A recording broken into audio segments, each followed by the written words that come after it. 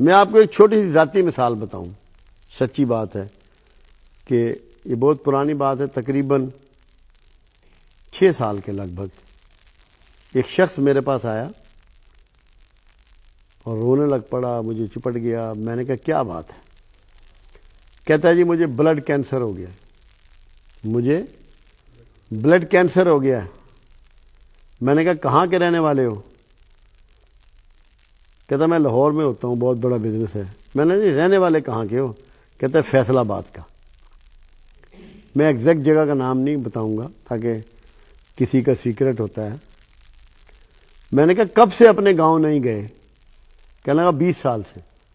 میں نے کہا وہاں کوئی رشتہ داری ہے یا سب لوگ گاؤں چھوڑ گئے؟ کہنے لگا میرے نانکے دادکے سب وہاں ہیں، ماموں بھی ہیں، پھوپھیے بھی ہیں، چچا بھی ہیں، اور بھی رشتہ دار ہیں۔ میں نے کہا ان کے حالات کیا ہے؟ کہتے کمزور ہیں۔ میں نے کہا تو انتہائی امیر ہے اس وقت۔ میں نے کہا تجھے 20 سال ہو گئے گئے ہوئے، اب تو نے 20 دن اس گاؤں میں رہنا ہے، جا کے تو نے 20 دن اس گاؤں میں رہنا ہے۔ کسی کو بھینس لے دینی ہے، کسی کو بیل لے دینا ہے، کسی کا ہل ٹھیک کرا دینا ہے، کسی کی چھت ٹھیک کرا دینی ہے، کسی کے کھیت میں پائپ ڈلوا دینا ہے یا کوئی ایسا جس سے پانی اس کو مل جائے۔ تو نے سیوا کرنی ہے اپنے رشتہ داروں کی، ان کی خدمت کرنی ہے تو نے، اس کے بعد تو نے میرے پاس واپس آنا ہے۔ وہ شخص نے میری بات پوری مانی اور اپنے گاؤں چلا گیا۔ 20 دن میں اس نے سب کی خوب خدمت کی، گھل مل گیا ان میں۔ یہ ذہن سے نکل گئی بات کہ میں اتنا امیر آدمی ہوں اور یہ بڑے کمزور لوگ ہیں۔ اسی کا خون، اسی کے رشتہ دار۔ وہ جو ایک زوم انسان کے اندر پیدا ہو جاتا ہے نا، کسی زیادہ علم کی وجہ سے یا حیثیت کی وجہ سے، مالی پوزیشن کی وجہ سے۔ 20 دن کے بعد آیا، میں نے کہا جا سارے ٹیسٹ کروا کے میرے پاس آ۔ جب آیا تو میرے پاؤں پکڑ لیا، رونا شروع ہو گیا۔ میں نے کہا بھائی کیا ہوا؟ کہتا ہے اللہ نے تمام بیماریوں کو رفع کر دیا۔ یہ خدا گواہ کر کے میں آپ کو بات بتا رہا ہوں، اللہ گواہ ہے اس بات کے لیے، میں نے نام نہیں اس کا آپ کو ذکر کیا۔ میرے اپنے آنسو نکل آئے۔ اس بات سے آپ صلہ رحمیت کی اہمیت کا اندازہ لگائیں کہ اگر آپ صلہ رحمی کے طریقے کو پکڑ لیں گے، اپنا لیں گے، تو کیسی کیسی موذی امراض سے آپ کی نجات مل جائے گی، آپ کو آپ کی جان چھوٹ جائے گی۔ کتنا ڈپریشن ہے معاشرے میں، لوگوں کو نیند نہیں آتی، راتوں کو اٹھ اٹھ کے بیٹھتے ہیں، بے چین رہتے ہیں، ٹرنکلائزر کھاتے ہیں، اینٹی ڈپریشن دوائیاں کھا رہے ہیں۔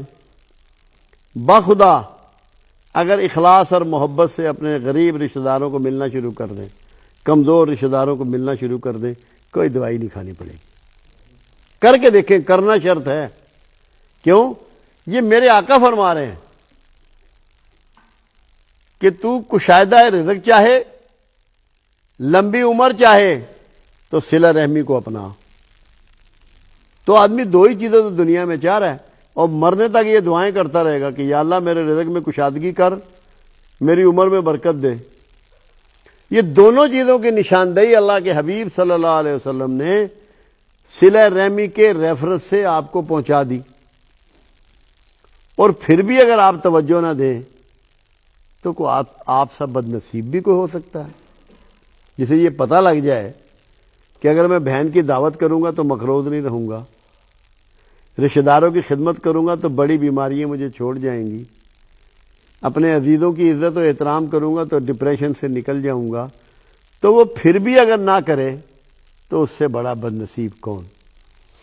اس کو اللہ کا حکم، رسول اللہ صلی اللہ علیہ وسلم کا حکم، آپ نے چل کے دکھایا، آپ نے کر کے دکھایا، اور زندگی کے روز مرہ کے تجربات۔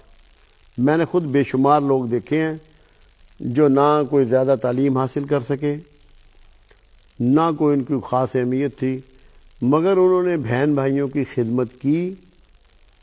آج وہ دنیا میں نیک نام بھی ہیں، معاشی طور پر بھی طاقتور ہیں، پہچان کے حوالے سے، سیاست کے حوالے سے بھی جانے پہچانے جاتے۔ تو صلہ رحمی کو کوئی چھوٹی بات آپ ہرگز مت سمجھیں، یہ جنت کا سرٹیفکیٹ ہے، ضامن ہے اللہ اور اس کا رسول۔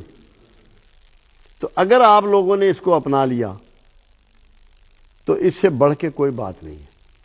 میں ایک دفعہ